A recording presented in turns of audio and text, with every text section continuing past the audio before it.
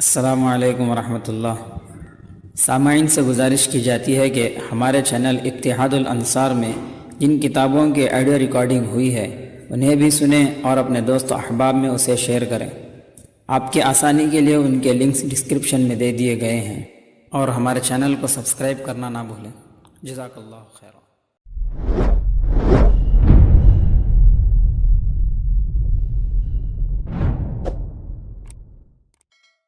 بسم اللہ الرحمن الرحیم۔ اصلاحی معاشرہ، مال و دولت کا فتنہ۔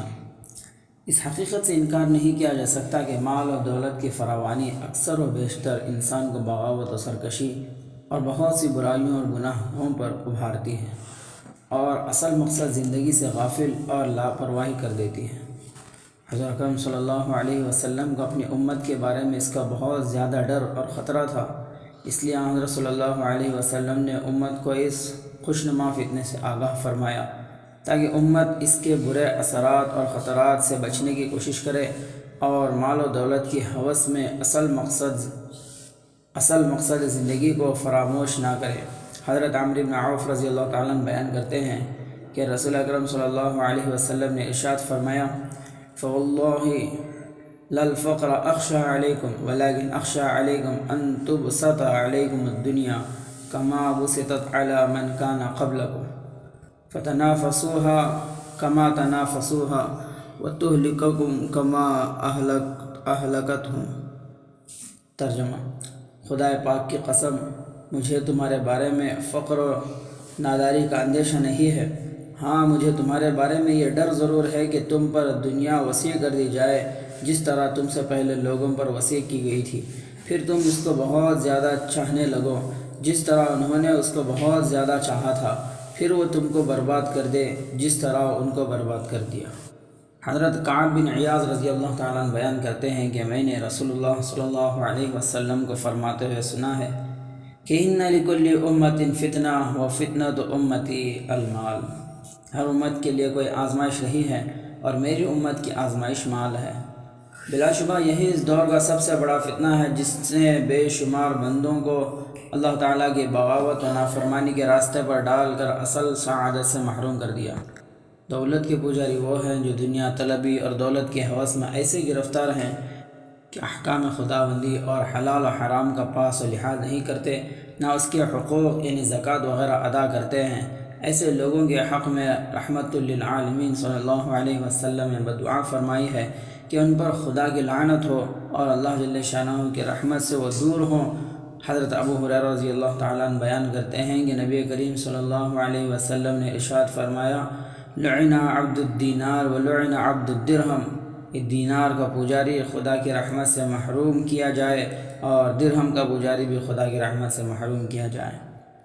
حضرت ابو ہریرہ رضی اللہ تعالیٰ عنہ بیان کرتے ہیں کہ رسول اکرم صلی اللہ علیہ وسلم نے ارشاد فرمایا، جس کو اللہ تعالیٰ نے مال دیا اور اس نے مال کی زکوٰۃ ادا نہیں کی تو قیامت کے دن وہ مال اس آدمی کے سامنے ایسے زہریلے ناگ کی شکل میں آئے گا جس کے سر کے بال جھڑ گئے ہوں گے اور اس کی آنکھوں کے اوپر 2 سفید نقطے ہوں گے۔ جس سانپ میں یہ 2 باتیں ہوتی ہیں وہ انتہائی زہریلا سمجھا جاتا ہے۔ پھر وہ ناگ اس کے گلے میں لپٹ جائے گا اور اس کی دونوں باچھیں پکڑ کر کہے گا، میں تیرا مال ہوں، میں تیرا خزانہ ہوں۔ پھر حضرت صلی اللہ علیہ وسلم نے قرآن پاک کی آیت تلاوت فرمائی، وَلَا تَحْسَبَنَّ الَّذِينَ يَبْخَلُونَ بِمَا آتَاهُمُ اللَّهُ مِنْ فَضْلِهِ هُوَ خَيْرًا لَّهُمْ بَلْ هُوَ شَرٌّ لَّهُمْ سَيُطَوِّقُونَ مَا بَخِلُوا بِهِ يَوْمَ الْقِيَامَةِ۔ ترجمہ: اور ہرگز خیال نہ کریں وہ لوگ جو بخل کرتے ہیں ایسے مال میں جو اللہ جل شانہ نے اپنے فضل و کرم سے ان کو دیا ہے، کہ یہ بات ان کے لیے کچھ اچھی ہے، بلکہ یہ بات ان کے لیے بہت بری ہے۔ وہ لوگ قیامت کے دن اس مال کا ہار پہنائے جائیں گے جس میں انہوں نے اللہ جل شانہ ارشاد فرماتے ہیں کہ وَلَا تَأْكُلُوا أَمْوَالَكُمْ بَيْنَكُمْ بِالْبَاطِلِ، کہ آپس میں ایک دوسرے کا مال ناحق طریقے سے نہ کھاؤ۔ قرآن کریم کی اس آیت کریمہ میں حرام اور ناجائز طریقوں سے مال حاصل کرنے اور اس کو استعمال کرنے کی ممانعت بڑے جامع انداز میں بیان کی گئی۔ اس سے چوری، ڈاکہ، رشوت خوری، سود، قمار وغیرہ ناجائز ذرائع آمدنی حرام اور ممنوع ہو جاتے ہیں۔ اس لیے ہر مسلمان کو ناجائز طریقے پر مال حاصل کرنے سے بچنا چاہیے۔ جو لوگ اس ارشاد خداوندی کی خلاف ورزی کرتے ہیں ان کے لیے احادیث میں سخت ترین وعیدیں بیان کی گئی۔ حضرت عبداللہ ابن عمر رضی اللہ تعالی عنہما بیان کرتے ہیں کہ رسول اللہ صلی اللہ علیہ وسلم نے ارشاد فرمایا، جس شخص نے دوسرے کی تھوڑی سی زمین ناحق دبا لی تو قیامت کے دن اس کی وجہ سے اس شخص کو زمین کے 7ویں طبقے تک دھسا دیا جائے گا۔ اس سے متعلق بخاری شریف اور مسلم شریف میں ایک بڑا عبرت آموز واقعہ بیان کیا گیا کہ حضرت امیر معاویہ رضی اللہ تعالیٰ عنہ کے دور خلافت میں عروہ بنت اوس نے حاکم مدینہ مروان ابن حکم کی عدالت میں حضرت سعید بن زید رضی اللہ تعالیٰ عنہ کے خلاف، جو عشرہ مبشرہ میں سے ہیں اور حضرت عمر فاروق رضی اللہ تعالیٰ عنہ کے بہنوئی ہیں، یہ دعویٰ کیا کہ انہوں نے میری فلاں زمین دبا لی ہے۔ حضرت سعید بن زید کو اس جھوٹے الزام سے بڑا صدمہ پہنچا۔ انہوں نے مروان بن حکم سے کہا کہ میں اس عورت کی زمین دبا لوں گا اور ناحق لے لوں گا، جبکہ میں نے رسول اللہ سے حدیث سن رکھی ہے۔ مروان ابن حکم نے کہا کہ آپ نے رسول اللہ سے کیا حدیث سنی؟ حضرت سعید بن زید رضی اللہ تعالیٰ نے بیان کیا کہ میں نے رسول اللہ صلی اللہ علیہ وسلم کو فرماتے ہوئے سنا ہے کہ جس شخص نے ایک بالشت زمین از راہ ظلم لے لی تو اس زمین کو 7 زمینوں سمیت ہار بنا کر اس کے گلے میں ڈال دیا جائے گا۔ مروان ابن حکم نے کہا کہ اس کے بعد میں آپ سے کوئی گواہ اور ثبوت طلب نہیں کرتا، لیکن حضرت سعید بن زید رضی اللہ تعالیٰ نے وہ زمین اس عورت کو دے دی۔ اس کے بعد حضرت سعید بن زید رضی اللہ تعالیٰ نے کہا کہ اے اللہ، اگر یہ عورت جھوٹی ہے تو اس کو آنکھوں کی بینائی سے محروم فرما اور اس کو اسی زمین میں ہلاک فرما۔ واقعہ راوی حضرت عروہ ابن زبیر رضی اللہ تعالیٰ عنہ کہتے ہیں کہ بالآخر وہ عورت اندھی ہو گئی اور ایک دن اسی زمین میں چل رہی تھی کہ اچانک ایک گڑھے میں گر پڑی اور وہی گڑھا اس کی قبر بن گیا۔ آج بہت سے مسلمان اپنا حق وصول کرنے کی تو پوری کوشش کرتے ہیں، مگر دوسروں کے حقوق ادا کرنے کی بالکل پرواہ نہیں کرتے۔ کسی سے قرضہ لے کر نہ دینا، ادھار مال خرید کر قیمت ادا کرنے میں ٹال مٹول کرنا، کاریگروں سے چیزیں بنوا کر اور مزدوروں سے کام لے کر اجرت اور مزدوری نہ دینا اور ان کو چکر کٹوانا، لوگوں کی چیزیں عاریت پر لے کر واپس نہ کرنا، کرایہ وقت پر ادا نہ کرنا اور موقع ملے تو دوسروں کی چیزیں ہڑپ کر جانا، وسعت کے باوجود ملازمین کو وقت پر تنخواہ نہ دینا، ان کو طرح طرح سے ستانا اور پریشان کرنا، وعدہ کر کے مکر جانا، آج مسلمانوں کی طبیعت ثانیہ بن چکی ہیں اور بہت سے نادان مسلمان اسی کو کامیابی کی کنجی سمجھتے ہیں، حالانکہ انہی بد اخلاقیوں کی وجہ سے آج مسلمان ناکامیوں سے دوچار ہیں، اور جو لوگ مالدار اور خوشحال نظر آتے ہیں وہ ایسی مصیبتیں اور بیماریوں میں مبتلا ہو جاتے ہیں کہ کوئی تدبیر اور علاج کارگر نہیں ہوتا۔ اور کیسے کوئی تدبیر اور علاج کارگر ہو جبکہ سرکار دو عالم صلی اللہ علیہ وسلم نے فرمایا کہ مطل الغنی ظلم، مالدار کا ٹال مٹول کرنا ظلم ہے اور ظلم کی ٹہنی کبھی پنپ نہیں سکتی۔ حضرت ابو ہریرہ رضی اللہ تعالیٰ عنہ بیان کرتے ہیں کہ رسول اکرم صلی اللہ علیہ وسلم نے ارشاد فرمایا، جس شخص نے لوگوں کا مال یعنی قرض لیا اور اس کو ادا کرنے کا ارادہ رکھتا ہے تو اللہ تعالیٰ اس کی جانب سے ادا فرمائیں گے، یعنی ادائیگی کی کوئی صورت پیدا فرمائیں گے، اور جس نے کسی کا مال اس ارادے سے لیا کہ اس کو ہضم کر جائے گا تو اللہ تعالیٰ اس شخص کو تباہ فرما دیں گے۔ اس ارشاد نبوی سے روز روشن کی طرح بات واضح ہو جاتی ہے کہ جو ایماندار لوگ دوسروں کے حقوق ادا کرنے کا پورا خیال رکھتے ہیں، وہ چاہے کتنے ہی پسماندہ کیوں نہ ہو، مگر اللہ تعالیٰ ان کے لیے ترقی کی راہیں ہموار کرتے ہیں اور آمدنی کے ذرائع پیدا فرماتے ہیں۔ لہذا مسلمان اگر پسماندگی کو دور کرنا چاہتے ہیں تو دوسروں کے حقوق ادا کرنے کا پورا خیال رکھیں، انشاءاللہ تعالیٰ دنیا و آخرت کی کامیابیاں اور سعادتیں ان کا استقبال کریں گے اور ہر طرح کی ترقیوں سے اللہ تعالیٰ نوازیں گے۔ اس حدیث سے یہ بات بھی واضح ہو جاتی ہے کہ جو لوگ دوسروں کا مال ہضم کرتے ہیں اور دوسروں کے حقوق ادا کرنے کی پرواہ نہیں کرتے، وہ چاہے کتنے ہی کامیاب اور خوشحال نظر آئیں مگر بالآخر دنیا ہی میں ان پر تباہی آئے گی۔ حضرت ابو بکر رضی اللہ تعالیٰ عنہ بیان کرتے ہیں کہ رسول اکرم صلی اللہ علیہ وسلم نے ارشاد فرمایا، ظلم اور قطع رحمی سے زیادہ لائق کوئی گناہ ایسا نہیں ہے کہ اللہ تعالیٰ گناہ کرنے والوں کو دنیا میں جلد سزا دیں، اس عذاب کے ساتھ جو اللہ تعالیٰ نے آخرت میں اس کے لیے ذخیرہ کر رکھا ہے۔ یعنی اللہ تعالیٰ ان دو گناہوں پر دنیا میں بھی جلد سزا دیتے ہیں اور آخرت میں بھی سخت عذاب دیں گے۔ قرآن حدیث میں صلہ رحمی یعنی رشتہ داروں کے حقوق کی ادائیگی اور ان کے ساتھ حسن سلوک کے از حد تاکید کی گئی اور اس کے بے حد فضائل و فوائد بیان کیے گئے، اور قطع رحمی یعنی رشتہ داروں کے حقوق ادا نہ کرنے اور ان کے ساتھ بدسلوکی کرنے پر سخت وعیدیں بیان کی گئیں۔ اس لیے دیگر اہل حقوق سے زیادہ رشتہ داروں کے حقوق ادا کرنے کا خیال رکھنا چاہیے۔ رشتہ داروں کے ساتھ حسن سلوک کرنا ایسا مبارک عمل ہے کہ اس کی برکت سے اللہ تعالیٰ رزق میں وسعت، مال میں کثرت اور عمر میں برکت اور اضافہ فرماتے ہیں۔ حضرت انس رضی اللہ تعالیٰ عنہ بیان کرتے ہیں کہ رسول اکرم صلی اللہ علیہ وسلم نے ارشاد فرمایا، جو شخص یہ چاہتا ہے کہ اس کے رزق میں وسعت ہو اور دنیا میں اس کا اثر تادیر رہے، یعنی اس کی عمر دراز ہو اور اس کے کاموں میں برکت ہو، تو اس کو چاہیے کہ اپنے رشتوں کو جوڑے، یعنی رشتہ داروں کے حقوق ادا کرے اور ان کے ساتھ حسن سلوک کرے۔ حضرت ابو ہریرہ رضی اللہ تعالیٰ عنہ بیان کرتے ہیں کہ رسول اکرم صلی اللہ علیہ وسلم نے ارشاد فرمایا، تم اپنے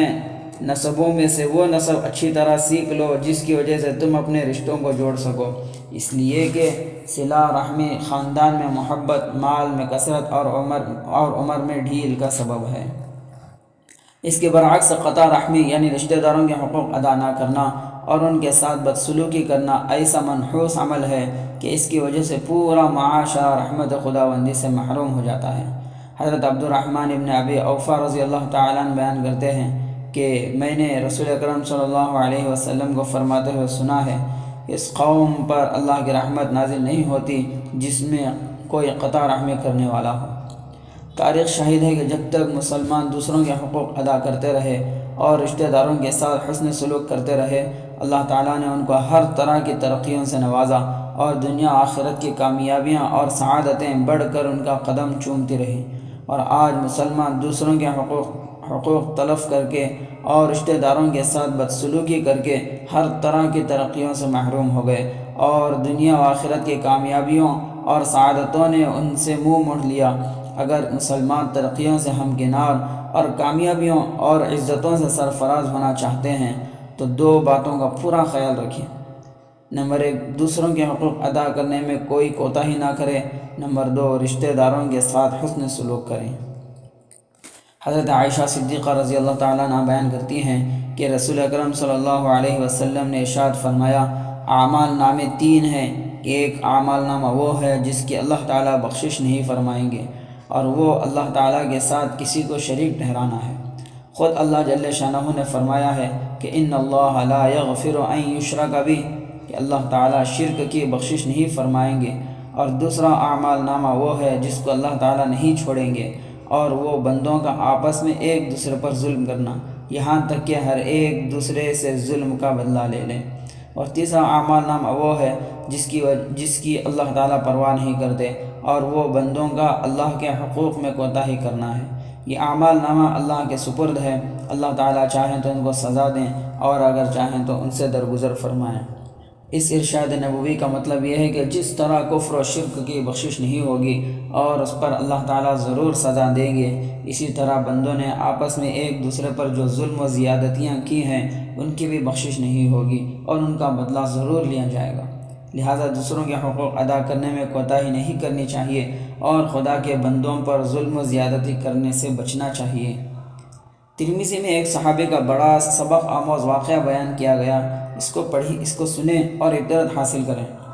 ایک حضرت عائشہ رضی اللہ تعالیٰ عنہ بیان کرتی ہیں کہ ایک صاحب آئے اور رسول اللہ صلی اللہ علیہ وسلم کے سامنے بیٹھ گئے۔ پھر انہوں نے پوچھا، اللہ کے رسول، میرے چند غلام اور نوکر چاکر ہیں جو میرے سامنے جھوٹ بولتے ہیں، میرے مال میں خیانت کرتے ہیں اور میری نافرمانی کرتے ہیں، اور میں ان کو برا بھلا کہتا ہوں اور مارتا پیٹتا ہوں، پس میرا ان کی وجہ سے کیا حال ہوگا؟ حضرت صلی اللہ علیہ وسلم نے فرمایا، جب قیامت کا دن ہوگا تو انہوں نے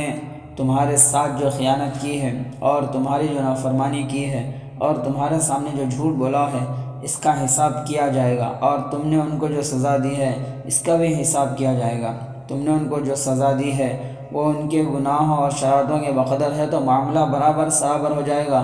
نہ تمہارے لیے نفع ہوگا نہ نقصان۔ اور اگر تم نے ان کو جو سزا دی ہے وہ ان کے گناہوں اور شرارتوں سے کم ہے تو تمہارے لیے بہتر ہوگا، اور اگر تم نے ان کو جو سزا دی ہے وہ ان کے گناہوں سے زیادہ ہے تو ان کے لیے تو تم سے زیادتی کا بدلہ لیا جائے گا۔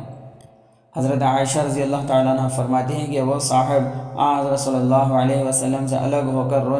رونے چلانے لگے تو حضور صلی اللہ علیہ وسلم نے ان سے فرمایا، کیا تم اللہ کا یہ ارشاد نہیں پڑھتے؟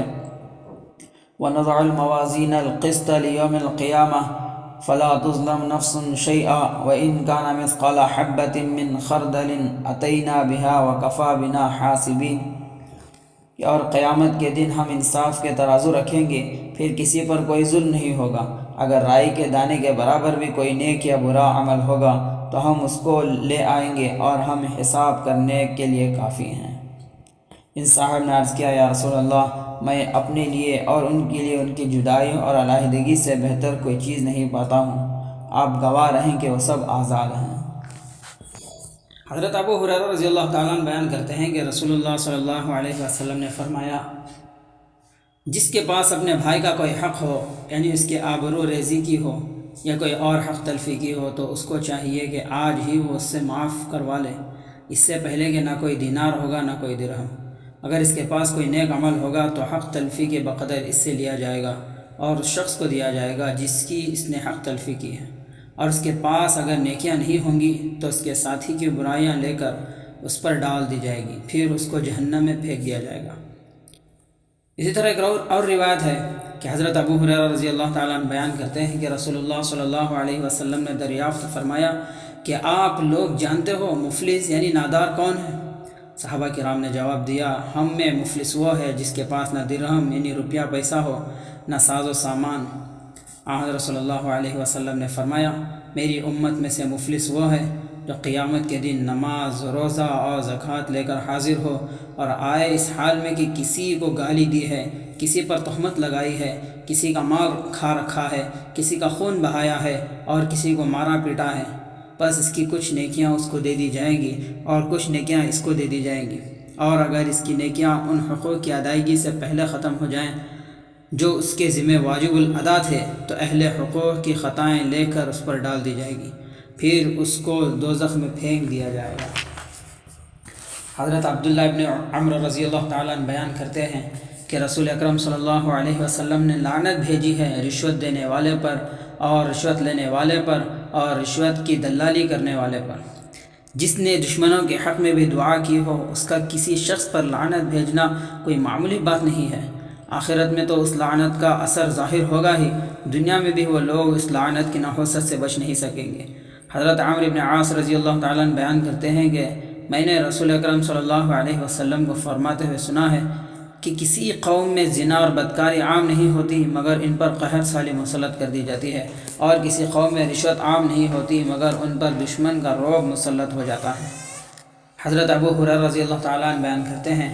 کہ رسول اللہ صلی اللہ علیہ وسلم ایک غلے کے ڈھیر کے پاس سے گزرے اور اپنا ہاتھ اس میں گھسایا تو آپ کی انگلیاں تر ہو گئیں۔ حضرت صلی اللہ علیہ وسلم نے پوچھا، اے غلے والے کیا ہے؟ غلے والے نے جواب دیا کہ حضور یہ غلہ بارش میں بھیگ گیا تھا، یعنی میں نے بالقصد نہیں بھگایا۔ آپ نے فرمایا اس کو اوپر کیوں نہیں رکھا کہ لوگ اس کو دیکھ لیں؟ پھر حضرت صلی اللہ علیہ وسلم نے فرمایا، من غش فلیس منا، جس نے دھوکہ دیا وہ ہم میں سے نہیں ہے۔ جس شخص کو سرکار دو عالم صلی اللہ علیہ وسلم سے ادنا محبت ہے، اس کے لیے یہ وعید انتہائی سخت ہے کہ رسول اکرم صلی اللہ علیہ وسلم نے اس کو اپنی جماعت سے خارج کر دیا، اور اس میں کوئی شک نہیں کہ جس کو حبیب خدا نے اپنی جماعت سے خارج کر دیا وہ بڑا محروم اور بدبخت ہے۔ حضرت عبداللہ ابن مسعود رضی اللہ تعالیٰ عنہ بیان کرتے ہیں کہ رسول اکرم صلی اللہ علیہ وسلم نے ارشاد فرمایا، کوئی بندہ حرام مال کمائے اور اس میں سے صدقہ کرے تو اس کا صدقہ قبول نہیں کیا جائے گا، اور اس میں سے خرچ کرے تو اس میں برکت نہیں ہوتی، اور اس کو مرنے کے بعد پیچھے چھوڑے تو اس کے لیے جہنم تک پہنچنے کا توشہ ہے۔ یقیناً اللہ تعالیٰ بدی کو بدی سے نہیں مٹاتے بلکہ بدی کو نیکی سے مٹاتے ہیں، اور اس میں کوئی شک نہیں کہ گندگی کو دور نہیں کرتی۔ حدیث شریف کا حاصل یہ ہے کہ حرام مال سے کیا ہوا صدقہ مقبول نہیں اور حرام کمائی میں برکت نہیں ہوتی، اور جو شخص حرام اور ناجائز طریقے سے کمایا ہوا مال مرنے کے بعد وارثوں کے لیے چھوڑتا ہے وہ جہنم میں جائے گا۔ آخر میں اس کی وجہ بیان کی گئی ہے کہ حرام مال ناپاک اور گندہ ہے۔ اس گندے اور ناپاک مال سے گناہوں کی گندگی دور نہیں ہوتی، جس طرح ناپاک اور گندے پانی سے ناپاک کپڑا پاک صاف نہیں ہوتا۔ لہذا گناہوں کی گندگی دور کرنے کے لیے پاک اور حلال کمائی سے صدقہ کرنا چاہیے۔ حضرت جابر رضی اللہ تعالیٰ عنہ بیان کرتے ہیں کہ رسول اللہ صلی اللہ علیہ وسلم نے ارشاد فرمایا، وہ گوشت جنت میں نہیں داخل ہوگا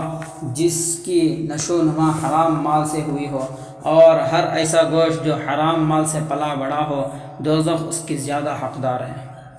اسی طرح ایک اور روایت ہے کہ حضرت ابو ہریرہ رضی اللہ تعالیٰ عنہ بیان کرتے ہیں کہ رسول اکرم صلی اللہ علیہ وسلم نے ارشاد فرمایا،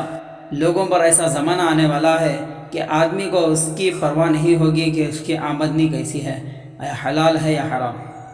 رسول اکرم نے جس زمانے کی اس حدیث میں پیشن گوئی فرمائی ہے، بلا شبہ وہ زمانہ آ چکا ہے۔ آج کتنے مسلمان یہ تحقیق کرنا ضروری سمجھتے ہیں کہ ان کی آمدنی کیسی ہے، حلال ہے یا حرام۔ حلال و حرام، جائز و ناجائز میں تمیز نہ کرنا روح ایمانی کی موت ہے۔ حضرت ابو بکر اور حضرت عمر رضی اللہ عنہما کا تقوی، رسول اکرم صلی اللہ علیہ وسلم کی تعلیمات و ہدایات نے صحابہ کرام اور تابعین اعظام کی زندگیوں اور ان کے دلوں پر کیا اثر ڈالا تھا، اور آج ہم اس سے کتنے غافل ہو چکے ہیں۔ اس کا اندازہ درجہ ذیل دو واقعے سے کیا جا سکتا ہے۔ حضرت عائشہ رضی اللہ تعالیٰ عنہ فرماتی ہیں کہ حضرت ابو بکر صدیق رضی اللہ تعالیٰ عنہ کا ایک غلام تھا جو آپ کو خراج دیا کرتا تھا۔ حضرت ابو بکر اس کی آمدنی کھایا کرتے تھے۔ ایک دن وہ غلام ایک چیز لایا تو حضرت ابو بکر نے اس میں سے کچھ کھایا۔ اس کے بعد غلام نے حضرت ابو بکر سے پوچھا، آپ جانتے ہیں یہ آمدنی کیسی ہے؟ حضرت ابو بکر نے فرمایا، تو ہی بتا کیسی ہے۔ اس نے بتایا کہ اسلام سے پہلے زمانے جاہلیت میں نے ایک آدمی کے سامنے اپنے آپ کو کاہن ظاہر کر کے دھوکہ دیا تھا، جبکہ میں کہانت میں ماہر نہیں تھا۔ آج وہ آدمی مجھے ملا اور یہ چیز اس نے مجھے دی جو آپ نے تناول فرمائی۔ حضرت عائشہ رضی اللہ تعالیٰ عنہ بیان کرتی ہیں کہ جب حضرت ابو بکر کو یہ بات معلوم ہوئی تو آپ نے حلق میں انگلی ڈال کر قے کر دی اور جو کچھ پیٹ میں تھا اس کو نکال دیا۔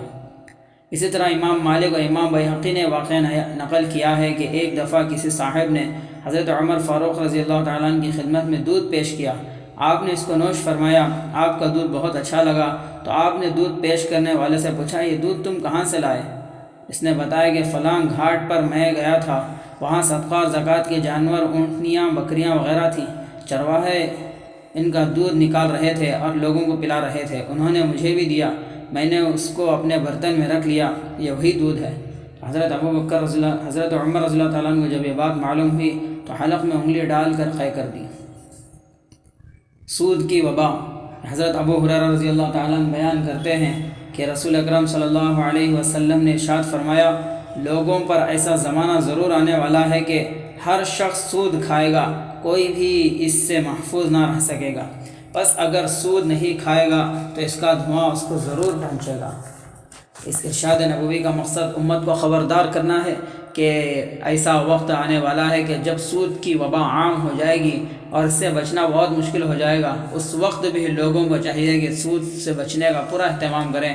آج لادینی نظام میں یہی صورتحال لوگوں کو درپیش ہے۔ کاروبار کرنے والے جانتے ہیں کہ سود کی لعنت سے بچنا کس قدر مشکل کام ہے، لہٰذا ہر صاحب ایمان کو اس لعنت سے بچنے کی پوری کوشش کرنی چاہیے۔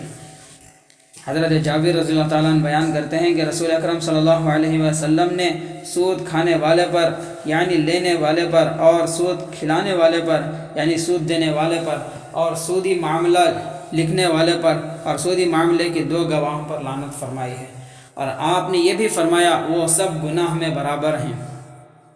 اس حدیث سے صراحت کے ساتھ یہ بات ثابت ہوتی ہے کہ سود دینے کا گناہ بھی سود لینے کے بقدر ہے۔ آج کل جو لوگوں کا کاروبار بڑھانے کے لیے یہ بغیر کسی شدید مجبوری کے بینک سے لون لیتے ہیں اور بینک کو سود دیتے ہیں، وہ بھی سود خوروں کے بقدر گناہگار ہیں۔ اللہم احفظنا منہ۔ نیز اس حدیث شریف سے بینک کی ملازمت کا حکم بھی واضح ہو جاتا ہے کہ اس میں بھی اتنا ہی گناہ ہے جتنا سود خوری میں ہے۔ اسی طرح سود کے معاملے پر ضامن اور گواہ بننے کا حکم بھی صاف واضح ہو جاتا ہے۔ اللہ تعالی ہم سب کی ان لعنت کے کاموں سے حفاظت فرمائے۔ سود سے کمائی ہوئی دولت میں کبھی برکت نہیں ہوتی اور دیر سویر اس پر ضرور تباہی اور بربادی آتی ہے۔ اللہ تعالیٰ ارشاد فرماتے ہیں یمحق اللہ الربا، کہ اللہ جل شانہ سود کو مٹاتے ہیں۔ اور حضرت عبداللہ ابن مسعود رضی اللہ تعالیٰ عنہ بیان کرتے ہیں کہ رسول اللہ صلی اللہ علیہ وسلم نے ارشاد فرمایا ان الربا وان کثر فان عاقبته تصیر الی قل، سود اگرچہ کتنا ہی زیادہ ہو جائے لیکن اس کا انجام کمی یعنی تباہی ہے۔ سورہ بقرہ میں اللہ تعالیٰ ارشاد فرماتے ہیں یا ایھا الذین آمنوا اتقوا اللہ وذروا ما بقی من الربا ان کنتم مؤمنین فإن لم تفعلوا فأذنوا بحرب من اللہ ورسولہ۔ یہ ترجمہ کہ اے ایمان والوں، اللہ تعالیٰ سے ڈرو اور جو کچھ سود کا بقایا ہے اس کو چھوڑ دو اگر تم ایمان والے ہو، اور اگر تم اس پر عمل نہیں کرو گے تو جنگ کا اعلان سن لو اللہ اور اس کے رسول کی طرف سے۔ اللہ اور اس کے رسول کی طرف سے اعلان جنگ کی دھمکی سودی لین دین کے زنا، سود، شراب نوشی، خون ناحق وغیرہ کسی بھی گناہ کے بارے میں قرآن کریم میں وارد نہیں ہوئی ہے۔ اس سے روز روشن کی طرح واضح ہو جاتا ہے کہ اللہ اور اس کے رسول کے نزدیک یہ گناہ دوسرے تمام گناہوں سے زیادہ سنگین اور بھاری ہے۔ حضرت ابو ہریرہ رضی اللہ تعالیٰ عنہ بیان کرتے ہیں کہ رسول اکرم صلی اللہ علیہ وسلم نے ارشاد فرمایا سود میں 70 گناہ ہیں، ان میں سے ادنا اور ہلکا گناہ ایسا ہے جیسے اپنی ماں سے بدکاری کرنا۔ حضرت ابو ہریرہ رضی اللہ تعالیٰ عنہ بیان کرتے ہیں کہ رسول اللہ صلی اللہ علیہ وسلم نے فرمایا میں شب معراج میں ایسے لوگوں کے پاس پہنچا جن کے پیٹ حجروں اور کمروں کے مانند بڑے بڑے تھے، ان میں سام تھے جو ان کے پیٹوں کے باہر سے نظر آ رہے تھے۔ میں نے پوچھا جبرائیل یہ کون لوگ ہیں؟ حضرت جبرائیل علیہ السلام نے بتایا کہ سود خور ہیں۔ بندے کا اصل سرمایہ وہی ہے جو راہ خدا میں خرچ کر کے آخرت کے واسطے اللہ تعالیٰ کے یہاں جمع کر دے۔ اس کے علاوہ جو کچھ ہے وہ در حقیقت اس کا نہیں ہے بلکہ اس کے ورثاء کا ہے۔ لہذا دانش مند وہ ہے جو آخرت کے لیے سرمایہ محفوظ کرنے کی فکر کرے اور خیر کے مصارف میں وسعت کے بقدر خرچ کرتا رہے۔ حضرت عبداللہ ابن مسعود رضی اللہ تعالیٰ عنہ بیان کرتے ہیں کہ رسول اکرم صلی اللہ علیہ وسلم نے صحابہ سے پوچھا تم میں کون شخص ایسا ہے جس کو اپنے مال سے زیادہ اپنے وارث کا مال محبوب اور پیارا ہے؟ صحابہ کرام نے جواب دیا حضور ہم میں سے ہر شخص کو اپنا مال اپنے وارث کے مال سے زیادہ محبوب اور پیارا ہے، یعنی کسی کو بھی اپنے مال سے زیادہ اپنے وارث کا مال پیارا نہیں ہے۔ حضرت صلی اللہ علیہ وسلم نے فرمایا جب تمہیں اپنا مال زیادہ محبوب اور پیارا ہے تو سنو آدمی کا مال بس وہی ہے جس کو اس نے آگے بھیج دیا، اور جس قدر مال اس نے پیچھے چھوڑا وہ اس کے ورثاء کا مال ہے۔ جو بندہ آخرت کو اپنا نصب العین بنا لیتا ہے اللہ جل شانہ اس کے تمام پریشانیوں کو دور فرما دیتے ہیں، اور دنیا میں سے جو کچھ اس کے لیے مقدر ہوتا ہے وہ کسی نہ کسی راستے سے اس کے پاس ضرور پہنچ جاتا ہے۔ اس کے برخلاف جو شخص دنیا کو اپنا مقصود بنا لیتا ہے اللہ جل شانہ اس پر پریشان حالی اور پراگندہ بالی مسلط فرماتے ہیں، اور دنیا کی طلب میں خون پسینہ ایک کر دینے کے بعد بھی اس کو وہی ملتا ہے جو پہلے سے اس کے لیے مقدر ہوتا ہے۔ جب حقیقت یہ ہے تو بندہ کو آخرت کی فکر کرنی چاہیے اور اسی کو مقصود و مطلوب بنانا چاہیے۔ دنیا کو ایک عارضی اور وقتی چیز سمجھنا چاہیے اور اس کی اتنی ہی فکر کرنی چاہیے جتنی ایک عارضی اور وقتی چیز کی جاتی ہے۔ خادم رسول حضرت انس رضی اللہ تعالیٰ عنہ بیان کرتے ہیں کہ رسول اکرم صلی اللہ علیہ وسلم نے ارشاد فرمایا جس شخص کی نیت آخرت کی طلب ہوتی ہے اللہ تعالیٰ اس کے دل کو بے نیاز کر دیتے ہیں اور اس کے پراگندہ حالات کو درست فرما دیتے ہیں، اور دنیا اس کے پاس خود بخود ذلیل ہو کر آتی ہے۔ اور جس کی نیت دنیا کی طلب ہوتی ہے اللہ جل شانہ اس کے سامنے فقراء و احتیاج ڈال دیتے ہیں اور اس کے حال کو پراگندہ کر دیتے ہیں، اور دنیا اس کو اتنی ہی ملتی ہے جتنی پہلے سے اس کے مقدر ہے۔ حضرت ابو امامہ رضی اللہ تعالیٰ عنہ بیان کرتے ہیں کہ رسول اکرم صلی اللہ علیہ وسلم نے ارشاد فرمایا میرے دوستوں میں سب سے زیادہ قابل رشک میرے نزدیک وہ بندہ مومن ہے جو سبک بار یعنی ہلکا پھلکا ہو، نماز میں اس کا بڑا حصہ ہو، اپنے رب کی عبادت خوبی کے ساتھ کرتا ہو، خلوت میں اللہ تعالیٰ کی اطاعت و فرمان برداری کرتا ہو، اس کے باوجود لوگوں میں ایسا گمنام ہو کہ اس کی طرف کوئی اشارہ تک نہ کیا جاتا ہو، اس کی روزی بقدر کفایت ہو اور اس پر وہ صابر و قانع ہو۔ حضرت ابو ہریرہ رضی اللہ تعالیٰ عنہ بیان کرتے ہیں کہ رسول اکرم صلی اللہ علیہ وسلم نے ارشاد فرمایا، تم کسی بدکار پر کسی نعمت اور خوشحالی کی وجہ سے کبھی رشک نہ کرو، کیا تمہیں معلوم نہیں کہ مرنے کے بعد اس پر کیسی مصیبتیں آنے والی ہیں؟ اللہ تعالیٰ کے یہاں اس کے لیے ایک ایسی ہلاکت خیز آگ ہے جو کبھی فنا نہیں ہوگی۔ مطلب یہ ہے کہ بدکاروں کی خوشحالی وقتی اور عارضی ہے، اخروی انجام دوزخ کا دائمی عذاب ہے، لہٰذا ان کی چند روزہ خوشحالی اور راحت پر رشک کرنا حماقت اور نادانی ہے۔ ان کی خوشحالی اور راحت بالکل ایسی ہے جیسے پھانسی کے مجرم کو پھانسی دینے سے 2-4 دن پہلے ہر قسم کی سہولتیں دی جاتی ہیں اور اس کی خواہش کو پورا کرنے کی کوشش کی جاتی ہے۔ سب سے خستہ حال اللہ کے بندے ایسے بھی ہوتے ہیں جو اللہ کے لیے اپنے آپ کو مٹا دیتے ہیں۔ خدا تعالیٰ کے یہاں ان کا خاص مقام اور بڑا مرتبہ ہے۔ اگر وہ اللہ کے بھروسے پر کسی معاملے میں قسم کھا لیں تو اللہ تعالیٰ ان کی قسم کی لاج رکھ لیتے ہیں اور ویسا ہی کر دیتے ہیں جیسا وہ چاہتے ہیں۔ لہذا کسی کے ظاہری حال کو دیکھ کر اس کو حقیر نہیں سمجھنا چاہیے، اللہ جانے وہ کس رتبے کا آدمی ہے۔ حضرت ابو ہریرہ رضی اللہ تعالیٰ عنہ بیان کرتے ہیں کہ رسول اکرم صلی اللہ علیہ وسلم نے ارشاد فرمایا، بہت سے پراگندہ بال گرد و غبار میں اٹے پٹے جن کو دروازوں سے دھکے دیے جاتے ہیں، اللہ کے نزدیک ان کا یہ مقام ہوتا ہے کہ اگر اللہ تعالیٰ پر قسم کھا لیں تو اللہ جل شانہ ان کی قسم کو ضرور پورا کریں۔ یہاں یہ بات اچھی طرح سمجھ لینی چاہیے کہ اسلام کی نظر میں دولت صرف وہی بری ہے جو اللہ تعالیٰ اور آخرت سے غافل اور بے پرواہ کرے۔ اچھی نیت سے اور نیک مقاصد کے لیے حلال ذریعے سے دولت حاصل کرنے کی کوشش کرنا نہ صرف ایک جائز اور مباح ہے بلکہ اتنی بڑی نیکی ہے کہ قیامت کے دن ایسا شخص جب بارگاہ الہی میں حاضر ہوگا تو اس پر اللہ تعالیٰ کا خاص فضل و کرم ہوگا، جس کے نتیجے میں اس کا چہرہ 14ویں رات کے چاند کی طرح روشن اور منور ہوگا اور اس کا حشر انبیاء کرام اور شہداء عظام کے ساتھ ہوگا۔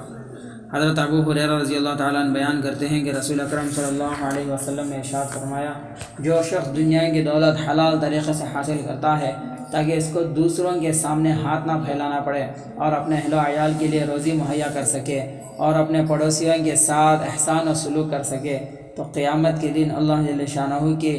بارگاہ میں اس کی شان کے ساتھ حاضر ہوگا، اس شان کے ساتھ حاضر ہوگا کہ اس کا چہرہ 14ویں رات کے چاند کے مانند روشن اور چمکتا ہوگا۔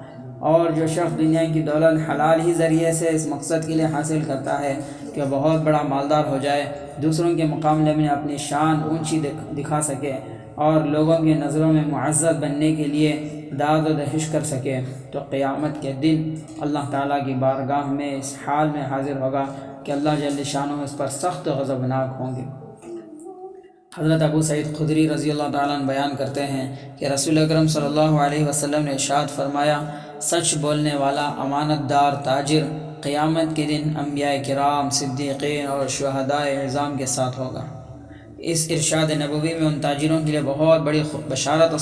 بشارت ہے جو صداقت و امانت کے ساتھ تجارت کرتے ہیں۔ نیز ان میں اس بات کی طرف بھی اشارہ ہے کہ جو شخص اپنی تجارت کو فروغ دینا چاہے اس کو چاہیے کہ صداقت اور امانت کا پورا خیال رکھے اور خیانت و کذب بیانی سے دور رہے، نہ ناپ تول میں کمی کرے، نہ کسی کو دھوکہ دے، نہ گاہک سے عیب چھپائے اور نہ ملاوٹ کرے۔ کاش مسلمان تاجر اس ارشاد نبوی پر عمل کر کے دنیا آخرت کی کامیابیاں حاصل کرتے اور معاشرے کو اونچا اٹھانے کی فکر کرتے۔